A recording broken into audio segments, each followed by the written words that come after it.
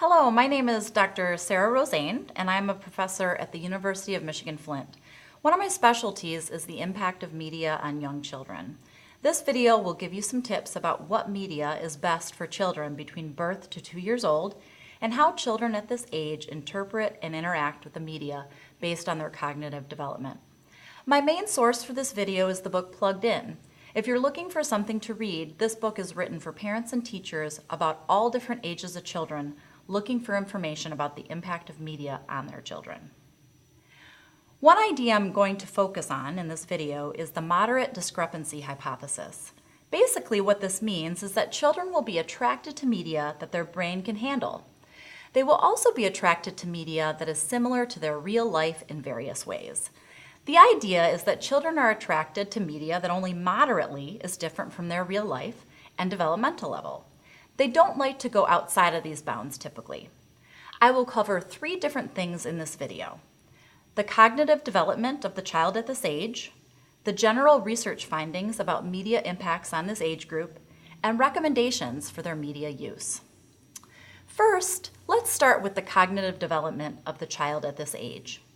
At this age, children are still developing the ability to see. They are learning words but don't know very many, and they can't understand a storyline. Children fully develop their vision by 8 months old, but until then, their vision is blurry and they can't see more than about a foot away. They can distinguish colors by 1 month old, and they want to touch and look at whatever they encounter, especially new or surprising items. Based on this, children at this age are attracted to music, human voices and voices that sound like a parent, human faces, and brightly colored, moving, and noisy objects. Second, what is the impact of the media on this age group?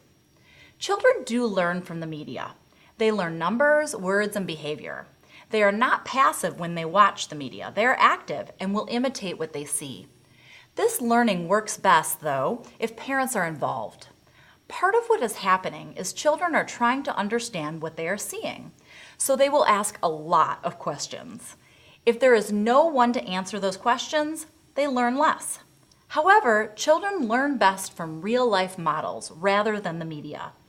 Even though children learn from the media, that learning is limited at this age. For example, children are unlikely to learn lessons about social behavior from the media because they can't follow a storyline.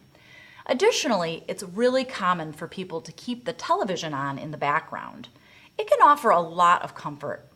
But research finds that when the media is on in the background, it is highly distracting.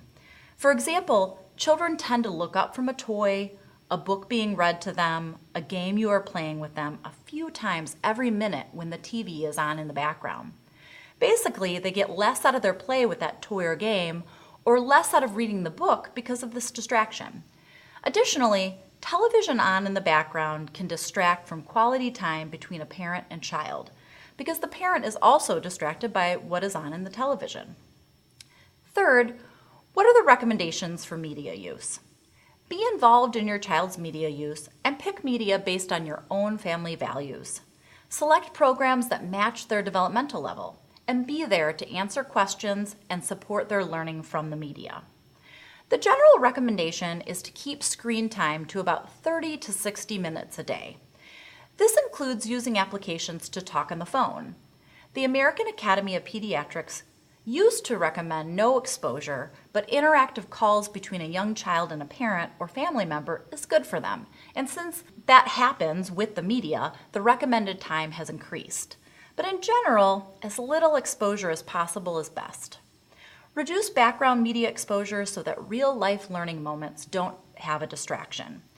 Since children like colorful, noisy media with human voices and faces, a show called Little Baby Bum is a show where children sing nursery rhymes. Even though they are animated, children won't perceive the difference and just see them as children. Children like human characters the most because they are the most like the people that take care of them, their parents or guardians. Also, it is very slow-paced and they focus on 1 or 2 images. Children do the best at this age when they can just focus on one thing, and the media they are watching goes at a slow pace with no storyline. Another show that would fit is Big Bugs Band. This show is animated and doesn't have humans, but it is colorful and musical. It's slow-paced, it has no storyline, and all they do is play songs. Finally, children are really interested in phones and tablets at this age. They tend to be close to their face so they can see them even if they are under 8 months old. They are noisy and colorful. So finding applications appropriate is really useful. For example, Toddler Lock is a good one.